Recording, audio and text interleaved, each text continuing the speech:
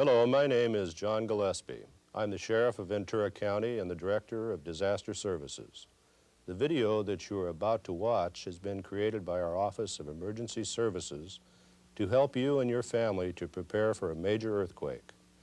It has been uniquely designed to assist the person who is deaf or hard of hearing in learning what to do before, during, and after an earthquake occurs. Pre-planning efforts will greatly minimize the effects that a major earthquake can produce. We expect that you will be on your own for up to 72 hours. By rehearsing the information given in this video, you and your family will be able to cope much easier with a catastrophic situation. If after viewing this video you have questions about some of the information presented, we welcome you to call our Ventura County Office of Emergency Services. We can be reached through our TDD number of 805-656-1313 or our office number of 654-2551. We hope you enjoy the film.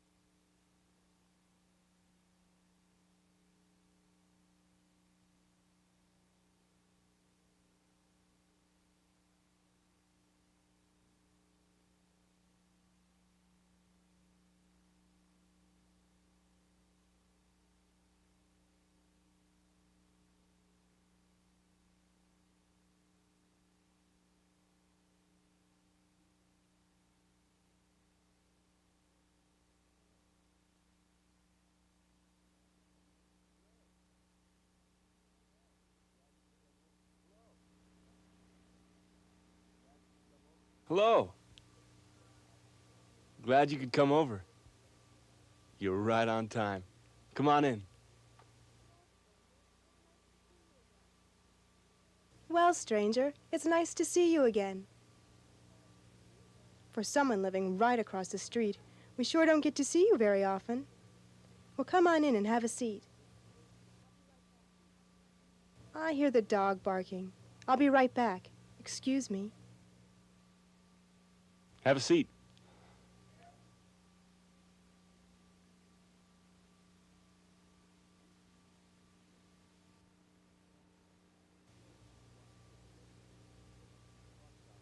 The reason we wanted to get together with you is to talk about earthquakes.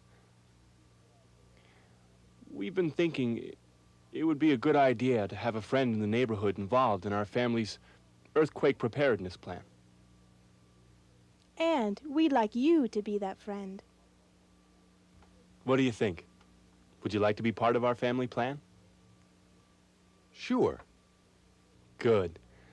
We've never had any neighbors involved, but from what the earthquake literature says, everyone should have at least one neighbor involved with their plan so that they can check on the safety of each other after the earthquake hits.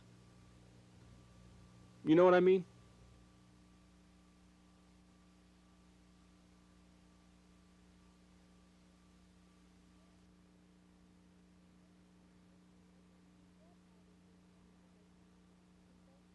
You can get all this earthquake information from both the local and state offices of emergency services. We want you to be prepared. That way, we'll be able to depend on each other after the quake. Thanks. Hey, why don't you tell us about your earthquake emergency plan?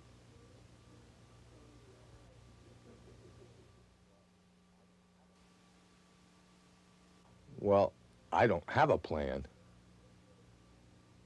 You don't have an earthquake plan? How about emergency supplies, extra food and water, or a first aid kit? You're not prepared at all. You know, scientists are expecting a large earthquake to hit Southern California within the next 25 years. It could hit us today or tomorrow, and it's supposed to measure over 8 points on the Richter scale. Japan had an earthquake in 1923 that measured 8.2 on the scale, and it killed over 143,000 people. Most recently, the 1985 Mexico City earthquake killed over 10,000 people, leaving many thousands homeless. It's pretty frightening to realize the same thing could happen here, leaving many people homeless and without jobs for years. We don't want to scare you, but this is something you should be concerned about. Your life and your home need to be protected. You're the only one who can take care of yourself. When the big quake hits, everyone is going to be concerned about their own personal safety, the safety of their family, and the safety of their home. That's why the information in those earthquake pamphlets is so very important.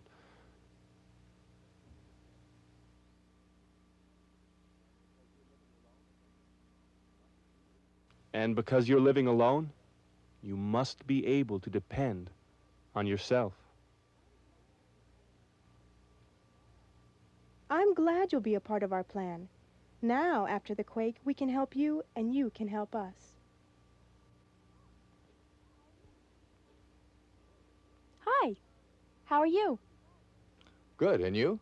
Fine. Mom and Dad said you were coming by to join our meeting. This is going to be fun. Did I miss anything? Well, we've been discussing our earthquake plan, but it seems he doesn't know much about it.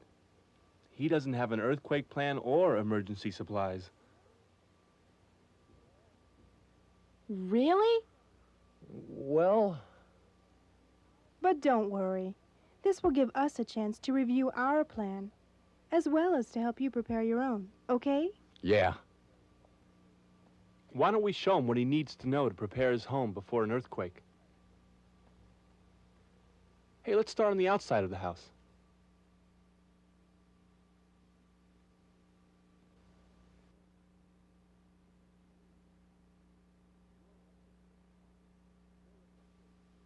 Your electric circuit box may look like this. You need to know how it works, because you may have to turn the electricity off going into your home. This switch is very important. It's called the main power switch. If I want to turn off the electricity entering my house, I'll pull this lever down. Got it? Your circuit box could be different. Like this one.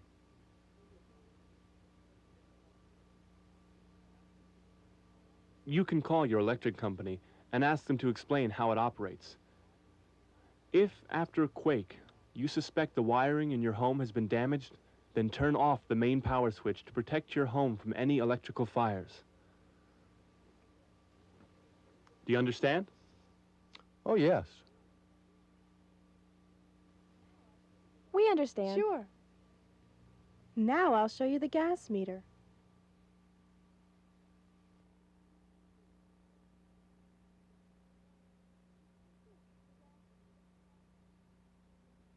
This is the gas meter. You should know how to turn it off. If the gas lines are damaged and you smell gas, you should turn it off. To do this, you will need a wrench. It's best to keep it near your meter at all times, so you won't have to go searching for one after the earthquake. You'll know it's there. It should be this type of wrench.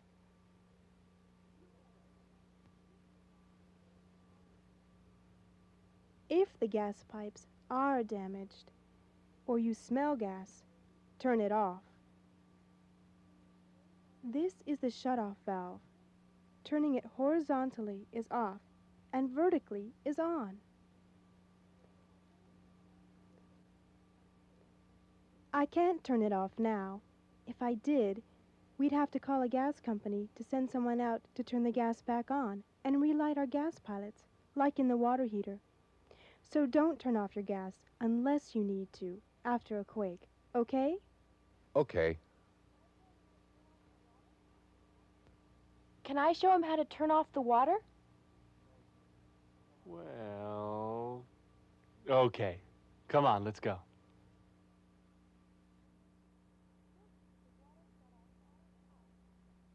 This is the water shutoff valve at the house.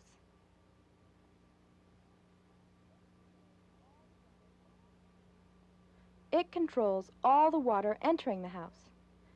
If the earthquake damages the water pipes in your home, you should turn off the water here to save the inside of your home from being flooded. I see. Okay, we're not done yet. Come on.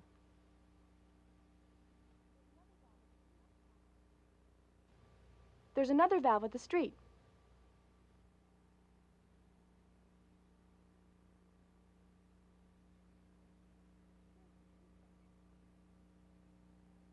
Here's the street valve.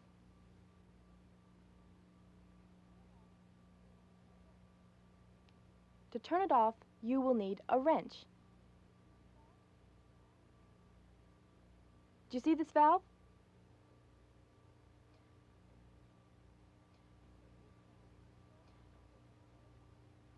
This valve controls the water from here at the street up to the other valve I just showed you. Some homes don't have the valve at the house. So, if the earthquake damages the water lines, this valve will turn off all the water. Does that make sense? Yes.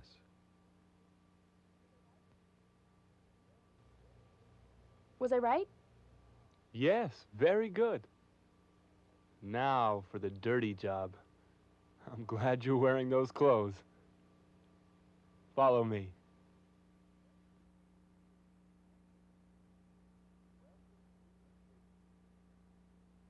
Welcome to the basement.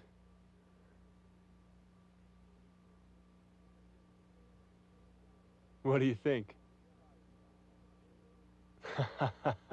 Sorry about that. Look at the foundation. You know, back in the 1940s, many homes were built differently than today. During a quake, your home could literally fall off its cement foundation, causing severe structural damage. You can solve that problem by installing bolts, like these, over here. They will help the house stay secured to the foundation. There is another way to secure the house to its foundation and prevent it from shifting. See these wood 4x4 beams? They support the floor structure in your home. During an earthquake, they could shift off the foundation and the floor collapse. The best way to keep the 4x4 beams in place is to do what I've done here. These heavy-duty angle brackets will help prevent the 4x4 beams from falling out of place during the earthquake. It doesn't matter if the quake is large or small. They may help save you thousands of dollars worth of repairs. Anchoring your home in these two ways is good protection. Also, you might consider buying home earthquake insurance, but that's your decision to make. Now let's go upstairs and continue our discussion about our earthquake preparedness plan. Okay?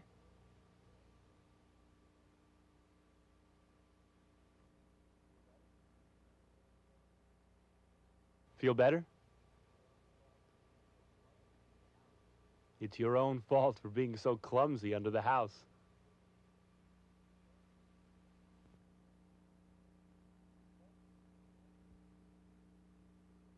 Thank you.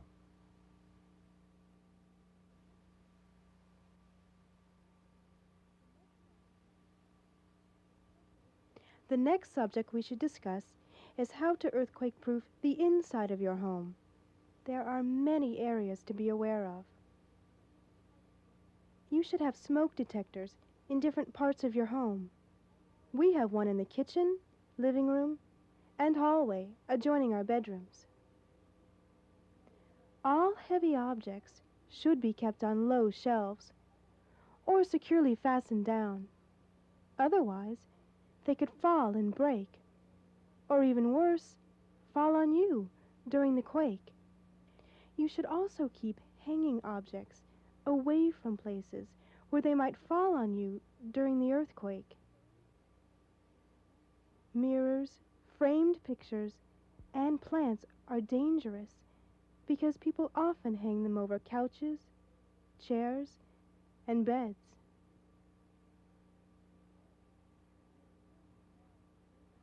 And if you have any large plate glass windows, you may want to consider replacing them with safety glass. Safety glass won't shatter and throw glass pieces everywhere like non-safety glass could when the earthquake hits.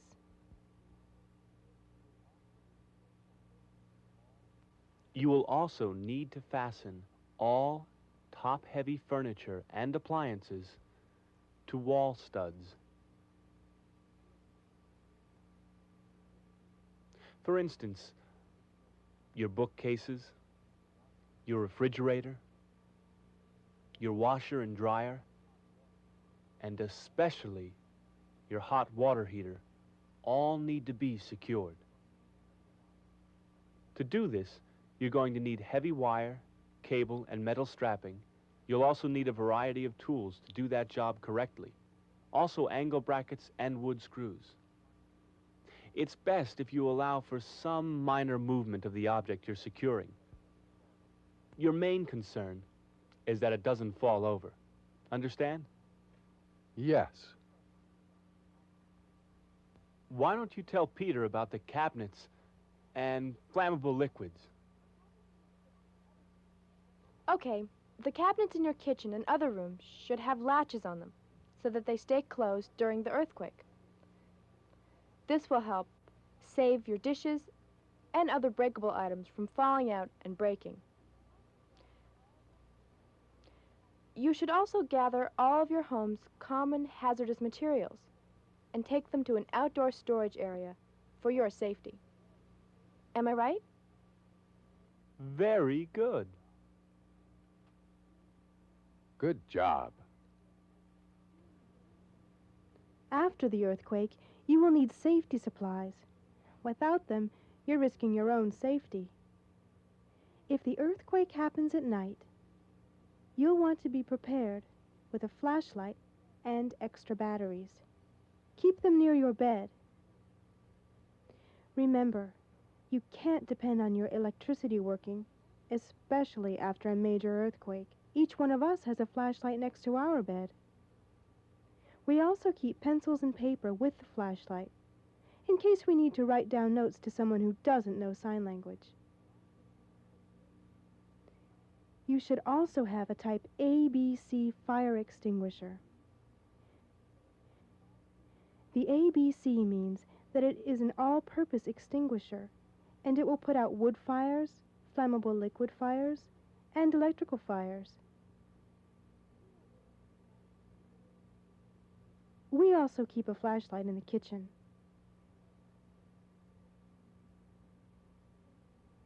Oh, and please, please, don't use matches, a lighter, or candles, or even smoke after the earthquake.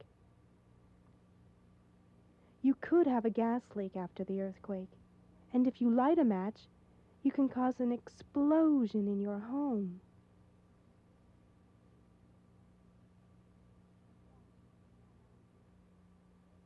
And that could be disastrous. After the earthquake, everyone will be frightened and confused. So stop and think before you take any action.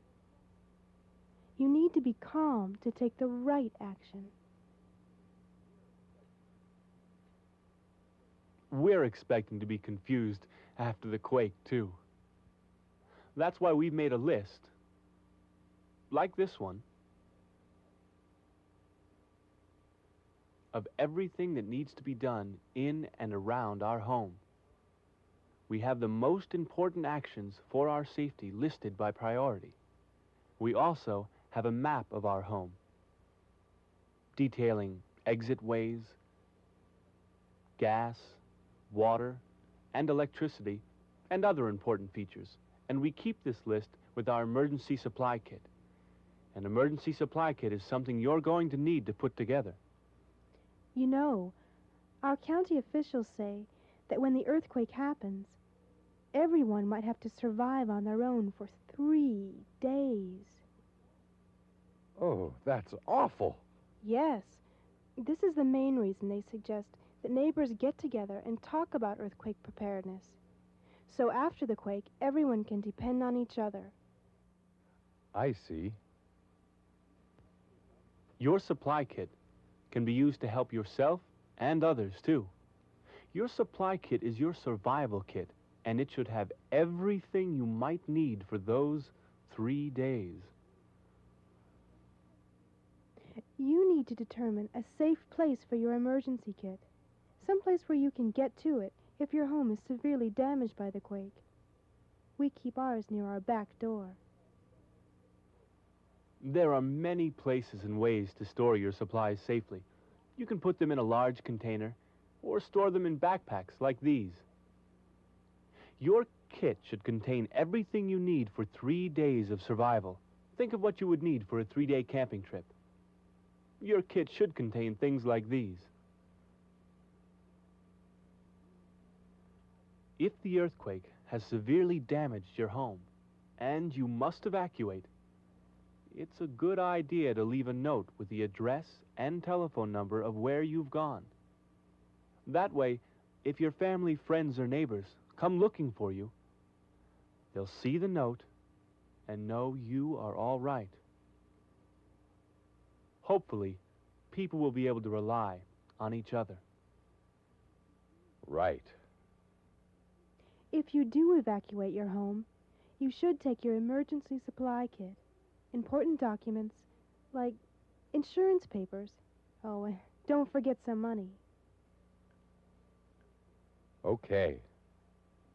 In your kit, you should also have a wrench, screwdriver, hammer, and a variety of other tools for any unexpected emergency. A 3-day supply of food and water is important. 1 gallon of water per person per day is a good figure to use. And be sure to keep an extra 2 or 3 gallons for cooking.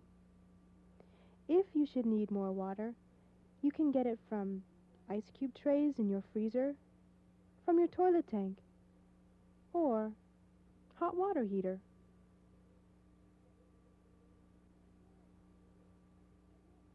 You can sterilize any water that might not be safe to drink by adding 3 or 4 drops of chlorinated bleach to 1 quart of water. Just shake a little and let it sit for 1/2 hour. Or you can buy water purification tablets.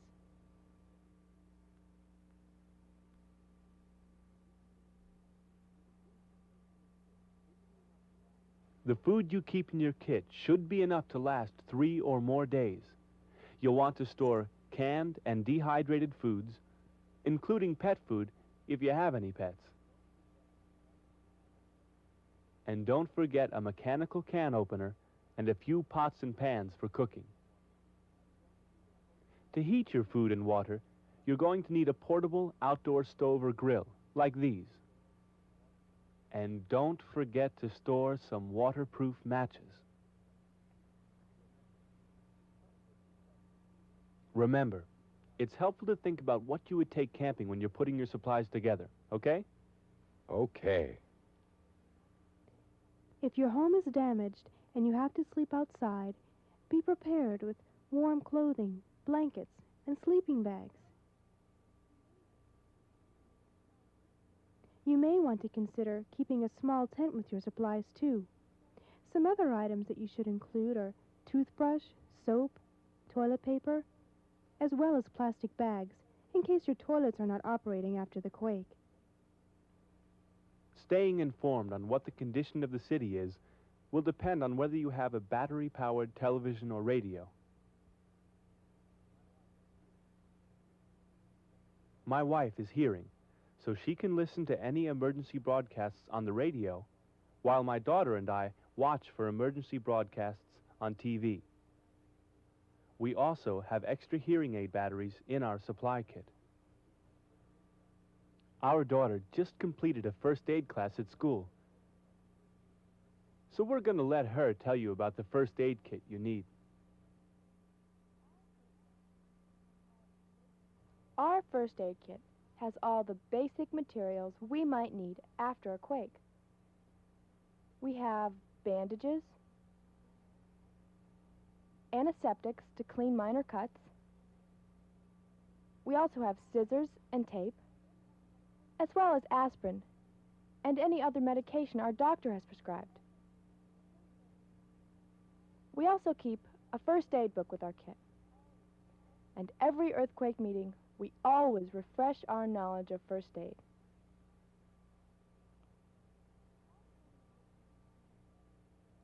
Our county officials have said that the sheriff and fire and ambulance services might not be able to help everyone who needs help after a major earthquake. They suggest you call them only if you or a neighbor is in serious need of help. Even then, it may take a number of hours before they arrive. So, you need to be prepared with the basic knowledge of how to help a seriously injured person. Contact a local certified medical agency for a first aid book and check into taking a first aid class. The class will teach you all the basics of first aid and even CPR. Everyone should know how to do CPR. My folks and I took a class to learn how in only a few hours. It's easy to learn, and it can save a person's life. You should also keep some emergency supplies in the trunk of your car. A blanket, a first aid kit, flashlight, and extra water may all be necessary, whether you're at home or on the road. I understand. She's getting good at this. Sure is.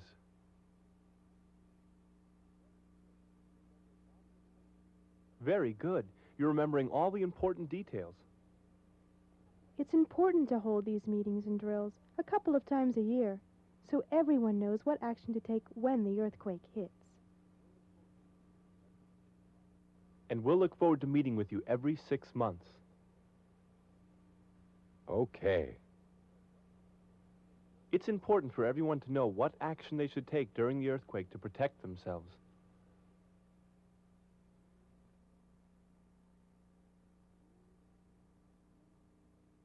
During the quake, your actions will determine your own personal safety.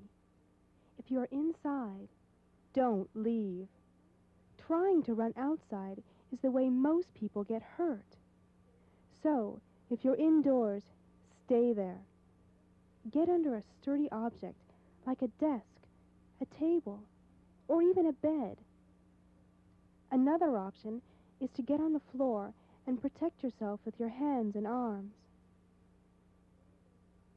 And remember, to stay away from windows and bookcases, anything that could fall on you. Follow these same rules no matter where you are, at home, work, or school. My job with the electric company keeps me outdoors most of the day. There are different actions you need to take to protect yourself if you're outdoors when the earthquake hits. Your first concern is to get into an open area away from all buildings, trees, and power lines. Remember, most people injured during an earthquake are injured by objects falling on them. If you're driving in your car when the earthquake hits, you should pull to the side of the road and stop your car. But be careful when you pull to the side of the road that you don't park next to buildings, large trees, under power lines, or under an overpass. Why don't you explain what to do after the earthquake?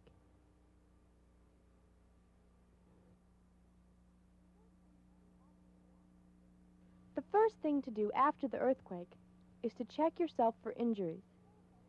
If you haven't been injured, then go ahead and check on the condition of others, your family members and neighbors. That's why you're here with us today, so we can learn how to depend on each other. Right. My parents have developed a family plan of what to do after an earthquake that happens at night. This situation is possibly the most difficult to deal with because many large earthquakes have happened at night, while most people were sleeping. And if the electricity goes out, it can be very frightening. The chances of an earthquake happening at night or during the day are the same. So, you can see why everyone needs to be prepared for a nighttime quake. I sure can. Let me explain about the plan Mom and Dad developed. Are you ready? You betcha. Okay. Go ahead. If the earthquake happens at night, we'll first get under something sturdy to protect ourselves until the quake stops. We then come out and check for personal injuries. We get dressed in warm clothes and sturdy shoes to guard against stepping on broken objects on the floor. Grabbing pencil, paper, and flashlight, we check on each other and head to the kitchen. In the kitchen, we make sure none of the appliances were turned on by falling objects. This is important to lessen the chances of possible fire starting. From the kitchen, our meeting point, we all separate and do different jobs. My job is to go through the house and look for anything that looks out of place, that could be dangerous, like electrical damage and plumbing problems. If I find a serious problem, I'll tell Mom and Dad immediately. I'll also put the telephone receivers back on the hook. This is important, so the telephone lines won't be tied up. There are only 2 reasons you should use the phone. One is if you are in need of urgent emergency help.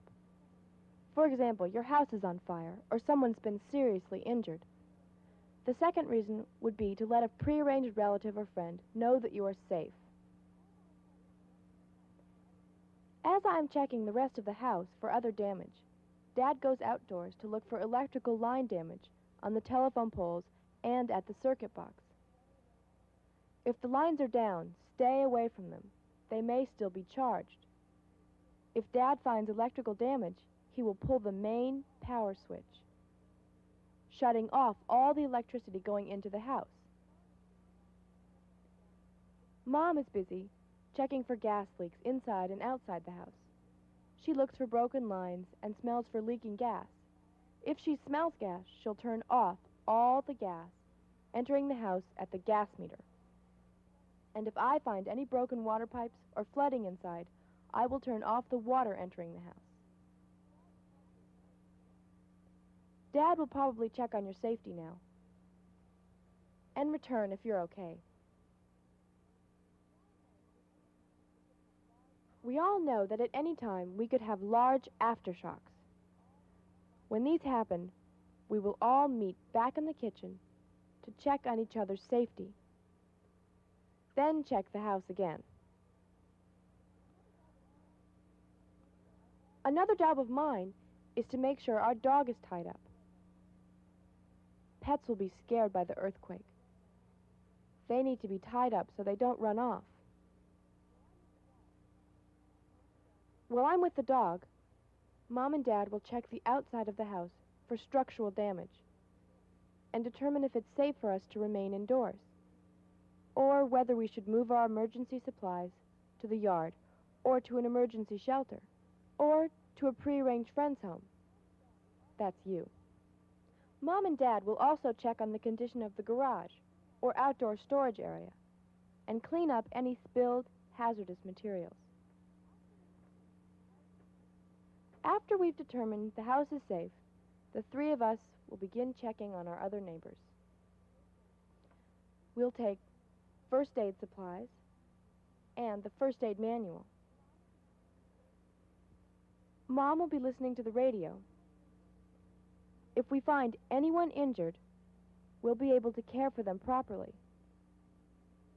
Seriously injured people should be kept warm and not moved. The rest of the night, we'll watch over the injured and check their home for safety. We'll keep cleaning up and talking with neighbors about important emergency information being broadcast over the radio and TV. The best thing that can happen is if all the neighbors join together and help each other. Was that clear? You remembered everything. That was wonderful.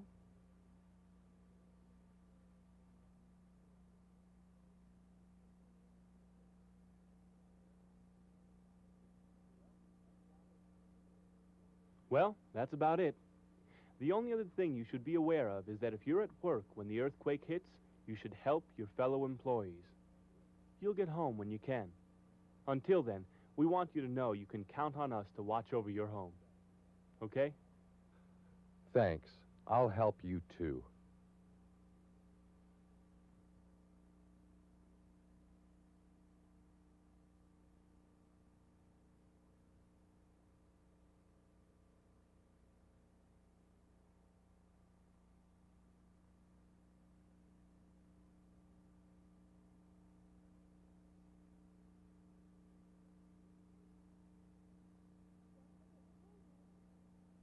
And don't forget your homework. After you've read over the materials, we'll come over and help you prepare your home. Thank you very much. Take care.